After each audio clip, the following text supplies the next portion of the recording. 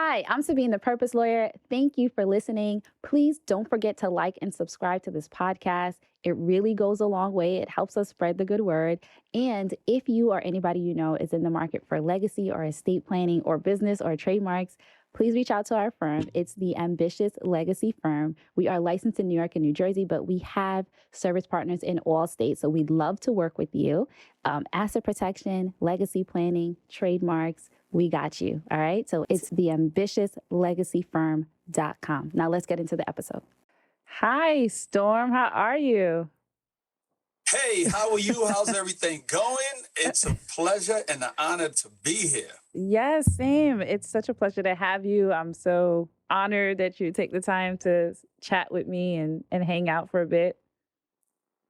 Thank you. Thank you for having me. Yes. So for those of you guys who don't know Mr. Storm Leroy, right? he is an investor. He's an entrepreneur. He is savvy in so many different areas and has such a passion for the things that he talks about. So I really thought it was really on point to kind of have a conversation because we're aligned in so many areas.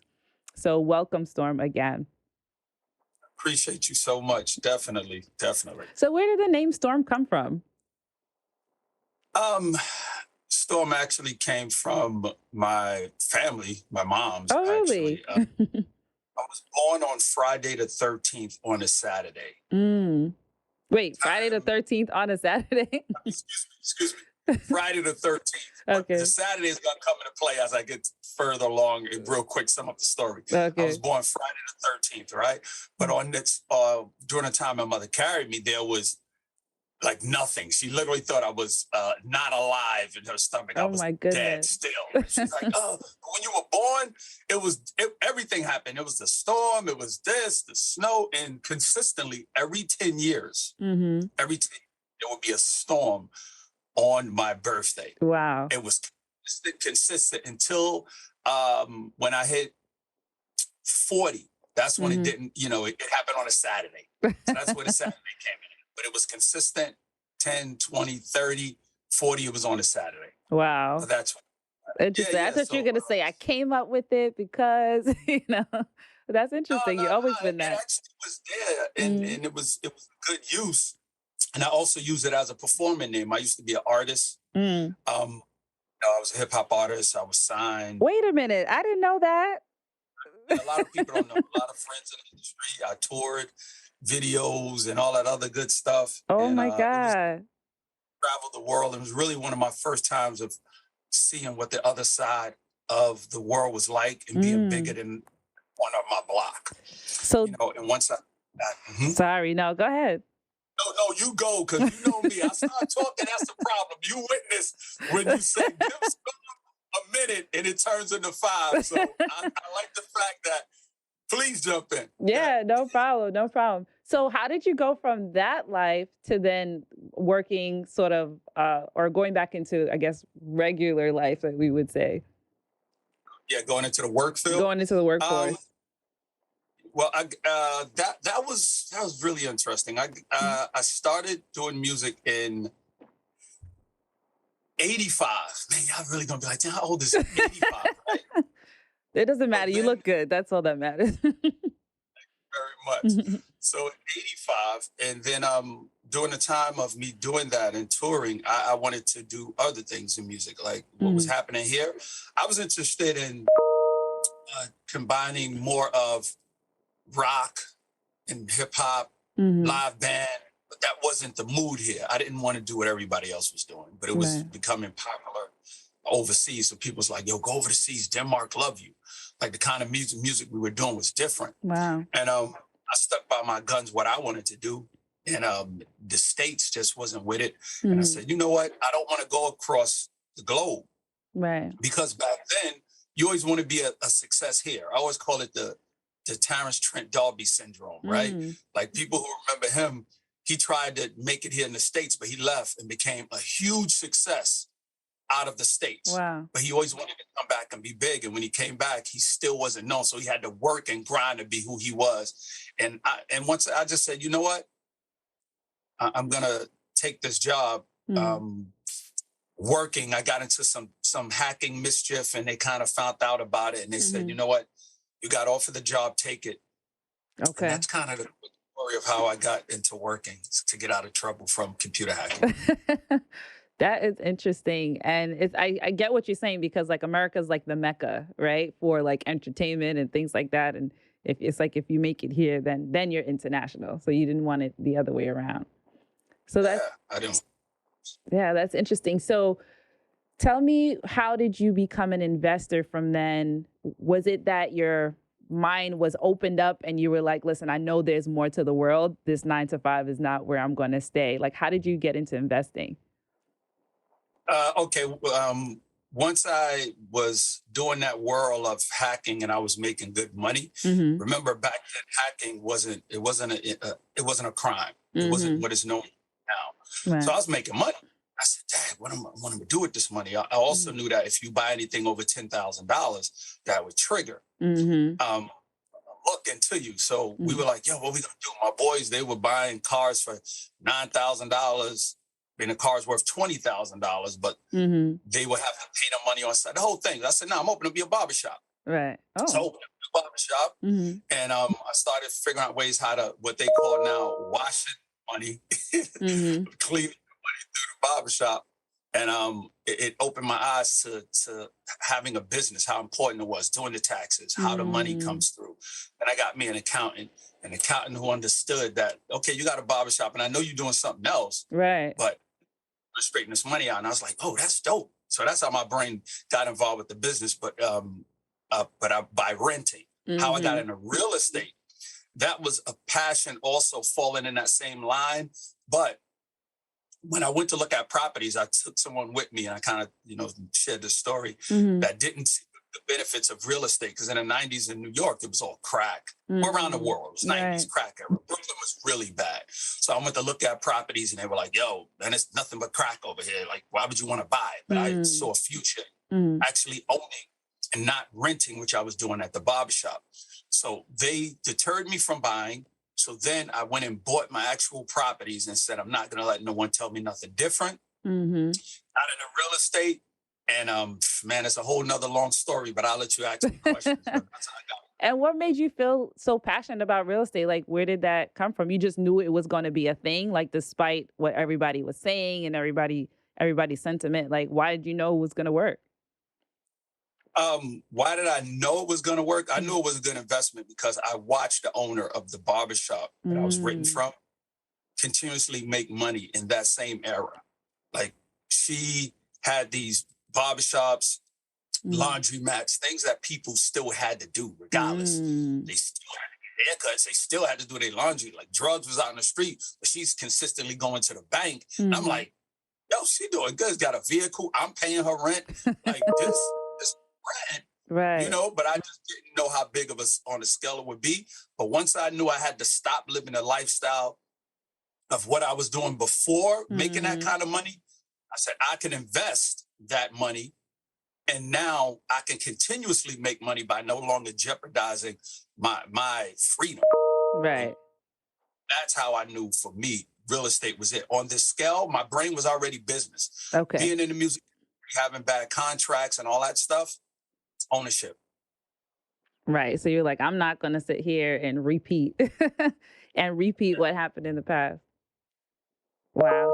So what sort of mindset, what I mean is, what role did mindset sort of play in this? Do you feel like you had to have a particular, wherewithal, because nobody you knew was actually doing this? No one in your friendship circle was actually doing it. Yeah. For me, the mindset, which I always talk about in anything I do, is mindset. Like, I automatically knew I had a choice to make. My choice was continuously cash flow or to continuously jeopardize my freedom. So understanding that part of it was the easy part, right? But I'm not that guy. I'm not, I never was sold drugs. So I'm only pretending to be that way. I wasn't out there in the street. That wasn't me. But I could sit behind a computer and do some things that's magical. Right. That was me. But I know that, like I said, that was coming to a head. So the mindset was, I could keep doing this, or I can do what somebody else is doing, and they're consistently making cash flow in this, and people need a place to live. It's just a matter of getting the right properties that's going to make that money. And I said, that was the closest for me to get into that world. Like, I didn't know any other type of like stocks, nothing like that. That wasn't the conversation. The mindset was investing. And I knew that me getting into the world of working, I didn't want to work. You know, I did end up there for a good amount of years, but I knew I wanted to take that salary with the money I was making and do something else, because I wanted to exit, but I didn't know how to exit out of the job until I actually got in the job. Like, I never had a full-time job until I started working for the telephone company. And once I got in, I was like, oh, hell no. I have to figure out a strategy to get out of here. And I started pumping that money and coming up with ideas. And I said, brownstone. Wow. So you bought your first brownstone in Brooklyn, right? Yep. Wow. And so did you find that when you were investing in real estate, when you bought that first brownstone, did you find that it was easy and you were just like, I'm just going to keep doing this? Or was there any challenges involved? It was easy back then. It was so easy. You know, if you had a heartbeat, you could get a loan. Wow. When I bought my first brownstone, I bought that property for like $350,000, which sounds like nothing now, right? Brownstone's worth $2 million, 1 point something. But think about it. I mentioned what was going on. People wanted out. Properties had some value, but people just wasn't comfortable with what the situation that was going on, right? So now that all this stuff was happening, and I had the job. It made it easy to get the mortgage. So once I got that mortgage, I had a friend that was a realtor. He basically told me how the game works. Like, listen, you get this, now you're going to get a construction loan, right? You're going to take that construction loan, and now with that construction, you're going to use half of that to go get the next brownstone, and we're going to put half of the money here to redo this place. Once the tenants, you know, you get them out, you do some updates. I was like, oh, word? He's like, yeah, that's what we do. That's how they do it. So I got the back then. loan, we got another one. It was the Wild West. Yeah. It was like, you know, banks giving out money. Yeah, that's exactly how it went.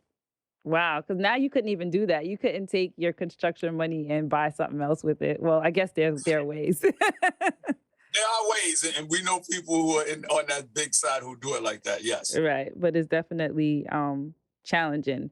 That's interesting because I worked in the mortgage industry prior to 2008. So I worked at mortgage companies, I worked for mortgage banks, and I worked on the processing side and supporting loan officers. And I know back then it was just like a cash cow. Like, you know, anybody could get a loan for anything, and pre-approvals were just slinging left and right. Oh, yes.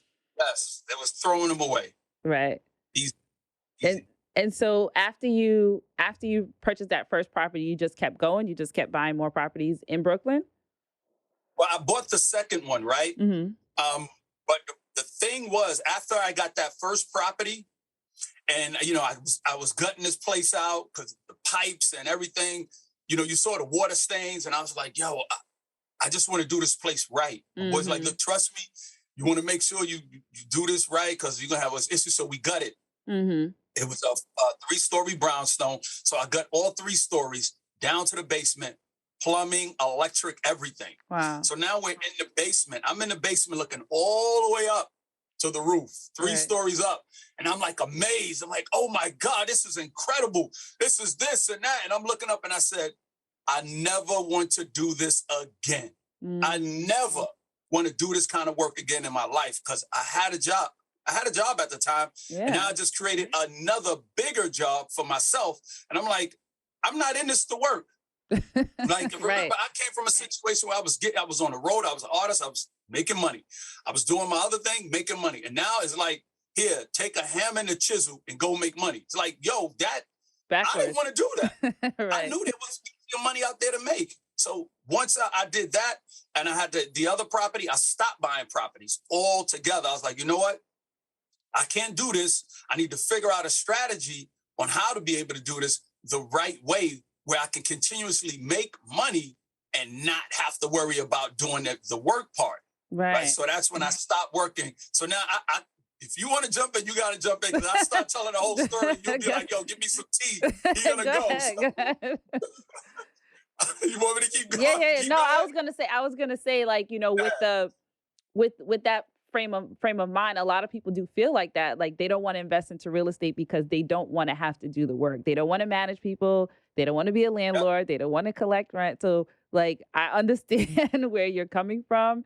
And that I feel like was one of my weaknesses because my family had a three-family house in Queens in Rosedale, and it had a walk-in Okay. basement, so you could have rented every single floor. And my parents sold it. This is like right after I got out of law school, so technically I could have bought the house. But I had that frame of mind, like I don't want to be a landlord. I don't want to take care of. So every day now, I'm like, damn, I should have kept that property. But so what did you do next? You stopped investing in real estate because you're like, I'm not doing this. And then how did you get back into real estate at some point?